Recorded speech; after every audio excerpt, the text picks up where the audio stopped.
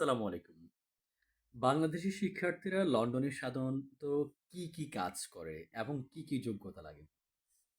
বাংলাদেশের বেশিরভাগ শিক্ষার্থী যারা লন্ডনে পড়াশোনা করতে আসতে চায়, আসার পরে তারা মূলত এখানে প্রায় ম্যাক্সিমাম রেস্টুরেন্টে জব করে। রেস্টুরেন্টে কি কাজ? মানে আ সবচেয়ে মজার এবং দুঃখজনক বিষয় হলো এদেশে আ আমাদের দেশে অনেক জবকে ছোট করে দেখা হয়। কিন্তু এদেশে প্রত্যেকটা জব ইকুয়াল রেসপেক্টেড। প্রত্যেকটা জবকে সমানভাবে সম্মান করা। স্টুডেন্টরা মূলত এখানে আসে আসলে আম সহজ কথা রেস্টুরেন্টের ব্যাক এন্ডে কাজ করে। যে মিনি জব বলে এখানে। তারা তো আর মেইন চিফ হবে না, শেফ হবে না, মেইন শেফ হবে না। তারা কি করে শেফের সাপোর্টিং হিসেবে কাজ করে পেঁয়াজ, মরিচ বা আম আদা, রসুন যেটা আছে এগুলো কাটতে হয়। অনেক সময় প্লেট ধুতে হয়। অনেক সময় কিছু যারা খুব স্মার্টলি আম অনেক ক্ষেত্রে কাজ করে তারা ওয়েটার হিসেবে কাজ করে। আ সার্ভ করার জন্য কাজ করে। দ্বিতীয় যে কাজটি করে স্টুডেন্টরা ম্যাক্সিমাম সেলসে কাজ করে। সেলসে বলতে ফুড ডেলিভারি অনেকে দেয় যে রেস্টুরেন্টগুলোতে যে সাইকেল নিয়ে বা বাইক নিয়ে ফুড ডেলিভারি দিতে হয়। যথেষ্ট ঠান্ডা, এখানে কষ্ট করতে হয়। এজন্য কষ্ট করা মেন্টালিটি নিয়ে আসতে হবে। দ্বিতীয়ত অনেকেই বিভিন্ন কোম্পানির সেলসম্যান হিসেবে কাজ করে।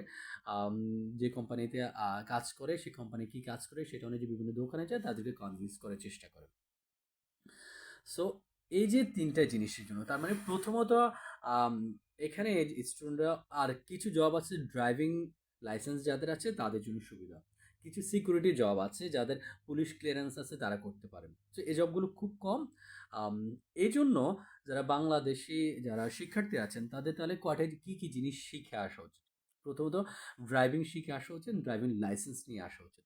দ্বিতীয়ত আপনি রান্নাটা শিখে আসতে হবে এবং চপিং বোর্ডে কাটাকাটির একটা অভ্যস্ততা করতে হবে। কারণ এখানে আপনাকে ১ম দিকে এমনও হতে পারে ১ বস্তা পেঁয়াজ কাটতে হবে একদিনে এবং চপিং বোর্ডে। সো অনেকের জন্য এটা অনেক কঠিন। যে জীবনে প্লেট পর্যন্ত ধোয় নাই সে এখানে পেঁয়াজ কাটতে হচ্ছে। তার মানে আপনাকে রান্নাটা শিখে আসতে হবে, রান্নার সাথে অভ্যস্ততা শিখে আসতে হবে। আর আরেকটা জিনিস হলো পুলিশ ক্লিয়ারেন্সটা নিয়ে আসার চেষ্টা করুন। সবার উপরে সেলসে কাজ করুন, আপনি ওয়েটার হিসেবে কাজ করুন, রেস্টুরেন্টে কাজ করুন, যেখানেই কাজ করুন। এখানে অন্যতম প্রধান শর্ত হলো ইংলিশ প্রফিসিয়েন্সি। সো যারা বলেন আইএলটিএস ছাড়া আসা যাবে না, অবশ্যই আসা যাবে। কিন্তু আসলে যাই করুন আপনার ইংলিশে দক্ষতা লাগবে। আপনি ইংলিশে কথা বলার যোগ্যতা লাগবে। আদারওয়াইজ আপনি অনেক সমস্যা ফেস করবেন। তার মানে আমরা সামারি যদি করি তাহলে ৩ টে জিনিস শিখে আসবেন সবাই। একটু ড্রাইভিং শিখে আসবেন, রান্না শিখে আসবেন। আরেকটা হলো আপনি অবশ্যই ইংরেজিতে কথা বলা, বোঝার দক্ষতা, যোগ্যতা যা আছে সবগুলো শিখে আসবেন। তাহলে আপনি এখানে এসে কোনো ঝামেলা ফেস করতে হবে না। আপনারা সকলে ভালো থাকুন, সুস্থ থাকুন। আল্লাহ হাফেজ। আসসালামু আলাইকুম।